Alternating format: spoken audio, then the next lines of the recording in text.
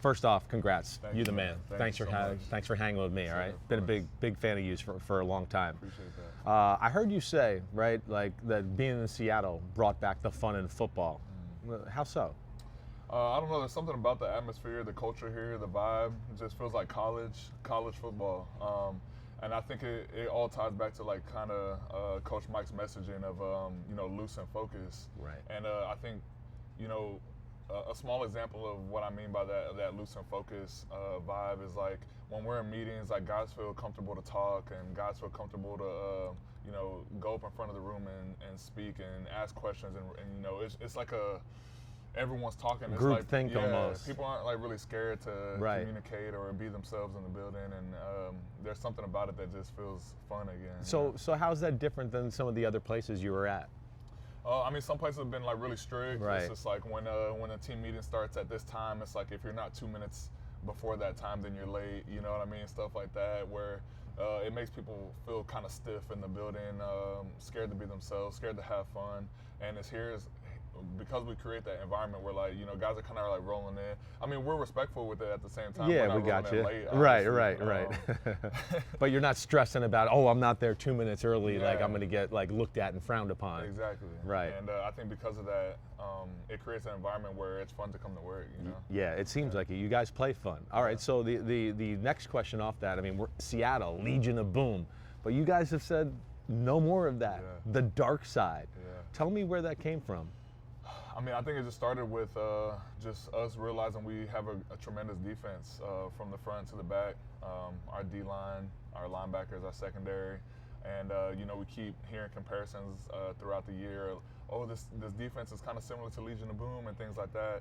And I think at some point, like midway through the season, like me, DeMarcus Lawrence, Jaron Reed, Ernest Jones, a few of us kind of got together and was like, hey, I think it's like time for us to like start making our own name. Yeah. And we started throwing some stuff at the wall and seeing what stuck. And a lot of times in practice we'll break it down to like dark side on three, stuff like that. And we're like, it has to be dark side. Wow, so just you and a few of the vets kind of got together and made it a thing.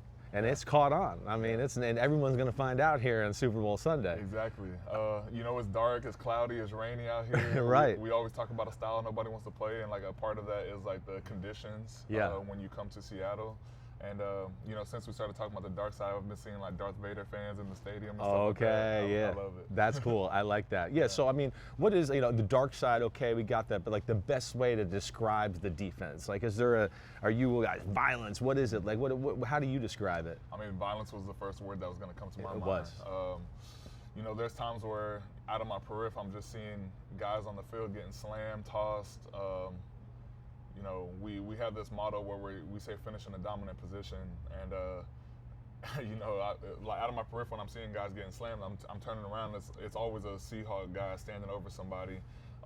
The way we run to the ball corrects a lot of mistakes. Like Right. there's obviously going to be missed tackles in football. There's not a perfect game, but I think the way we run to the ball kind of corrects those missed tackles, makes up for those missed tackles and things like that.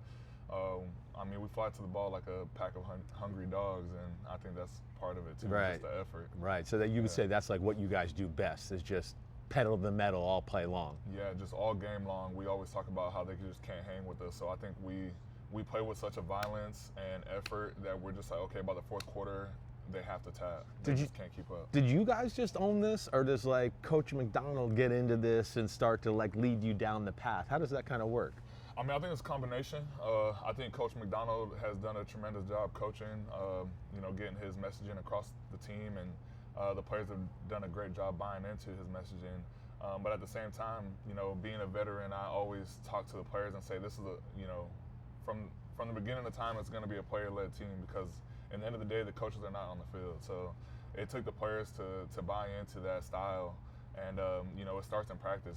It doesn't just show up on game day. Right. It shows that way, man. All right, so like you got a defense that's just full of alphas. Yeah. I mean, you, Byron Murphy, DeMarcus Lawrence, Ernest Jones, Devin Witherspoon. I mean, it's incredible what you got, really, right? It is, yeah. Who's kind of the guy, right? Come on, give it to me. Give me the goods. There's definitely a few guys, I would say, in different ways. Right. I would say Witherspoon's one of those guys that's just energy of the defense. Yeah. The way you see him play, the way he talks on the field. His high energy just kind of fuels the team. And then I think Ernest is one of those guys that, he's that calm, cool, collected leader. He's kind of getting the message, the wording through to the front and the back. And then, I like to think of myself as like an enforcer. I feel like I'm like the biggest guy. Like, if you think of hockey, that guy that, when it's time to fight, right, they send him out there. Right. I don't do a lot of talking. I'm not fighting either, obviously, but I think I'm just like one of those guys that's like, if a player's messing with one of our guys, I kind of like stand next to him and it kind of mellows out. Okay, you're the enforcer. I enforcer. like, all right, bodyguard over here. All right, all right.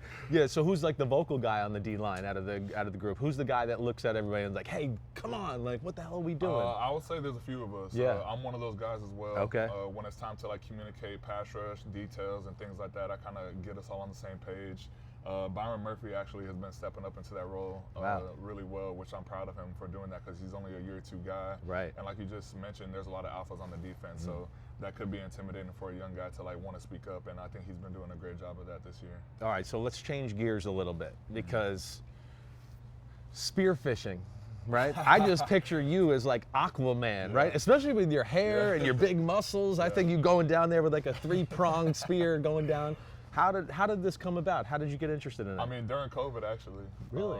Honestly, I kind of grew up near the beach my whole life. I was born and grew up near Long Beach, California, and then I grew up in Daytona Beach, Florida.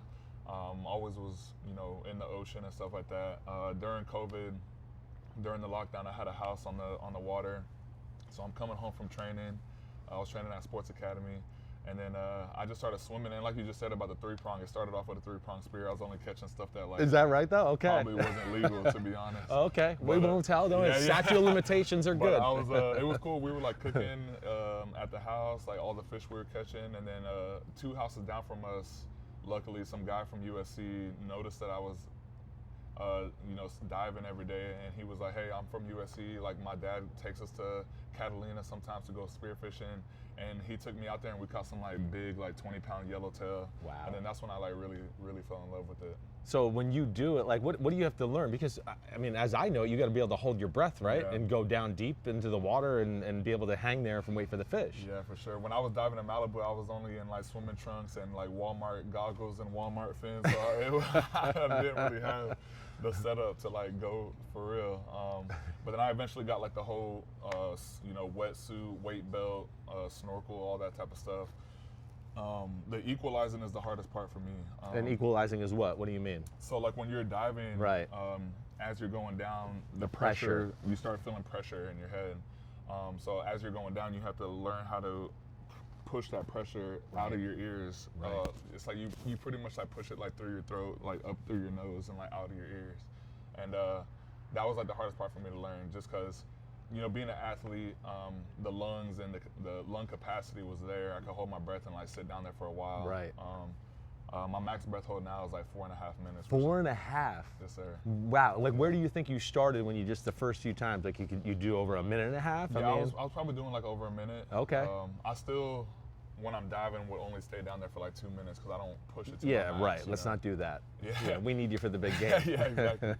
But then I finally got down to like 80 feet one time, and then that was the most impressive for me over the breath hold, because to get that far, you really have to be good at equalizing. Wow. All right. Yeah. So now, like you catch the fish, you come up. I mean, you do all like the descaling and all that stuff. Like you're, yeah. Yeah. Like my dad, he's from Texas.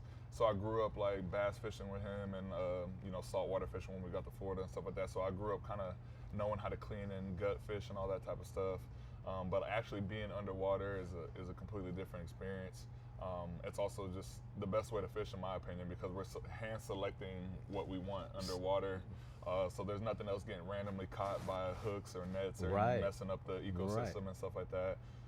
It is pretty interesting when I run into some sharks underwater though, which does happen sometimes. I want to do it with you. Yeah. I really do. It's fun, I mean, you're right. The menu's right there in front of you. Exactly. You're like, I like that one. Boom, and you do it. Yeah. Do you miss? I mean, how often is the success rate? So, well, I started off with a 3-prong spear. Right. You're only catching small stuff. I can only catch stuff from me to like 10 feet Gotcha. distance max.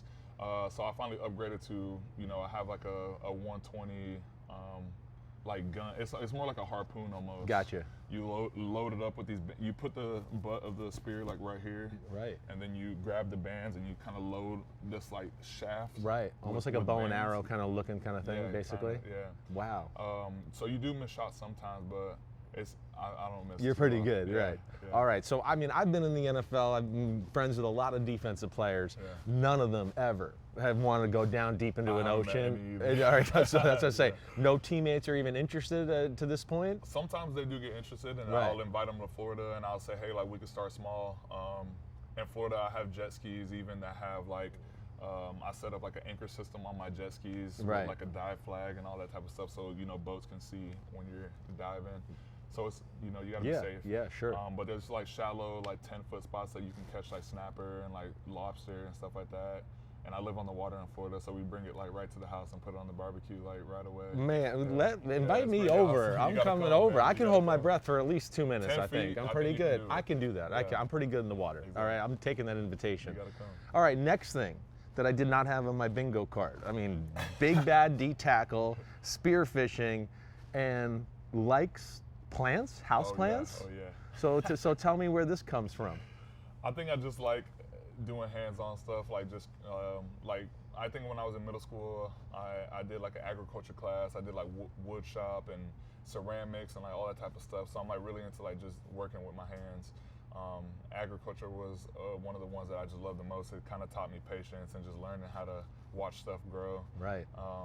And then being out here in Seattle, my house was during the winter months, you're not seeing light that often. So Yeah. having the plants in my house Right. made me have like plant lights, which kind of helped, my Your mood. circadian rhythm a Right. little bit. Oh, look at you. You are deep. You're a Yeah. deep individual. You really are. Where do you get this from? Mom, dad? Who's this more, come from here? I think my dad. Yeah. He's pretty eclectic guy like that. Like he was into fishing. Like he was into like a lot of different stuff.